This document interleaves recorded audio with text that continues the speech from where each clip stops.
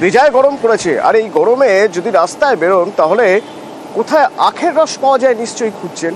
আখের চাহিদা বেড়েছে আর সেজন্য আখ চাষিদের বেশ মন ভালো। আমার সঙ্গে পূর্বস্থলী থেকে নবকুমার রয়েছেন। নবকুমার, পূর্বস্থলীতে যারা আখ চাষের সঙ্গে যুক্ত রয়েছেন কৃষকরা, তাদের থেকে কোনো ধারণা পাওয়া যাচ্ছে যে সাধারণত কত বিক্রি হয় আর এখন এই গরমের মরশুমে কত বিক্রি হচ্ছে? দেখো, বিষয়টা হচ্ছে যে পূর্বস্থলী 1 নম্বর এবং 2 নম্বর ব্লক এবং নদিয়ার কিছুটা অংশ জুড়ে এই যে আখ চাষের বাড়বাড়ন্ত শুরু হয়েছে বেশ কয়েক বছর হলো।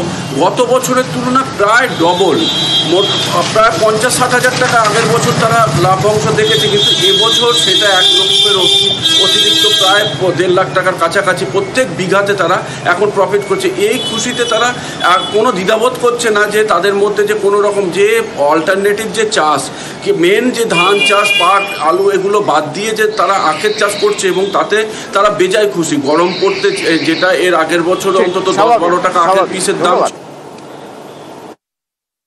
এবছর বাজার ভালো, লাভের অংশ ভালো। আচ্ছা, এবছর বিঘে ধরো 80-90, 1 লাখ 1,20,000 বিঘে যাচ্ছে। এই আখ কোথায় যাচ্ছে বিক্রি হয়? রসে বিক্রি হচ্ছে, নারায়ণগঞ্জ, কলকাতায় যাচ্ছে, অনেক দূরে চলে যায় আখ।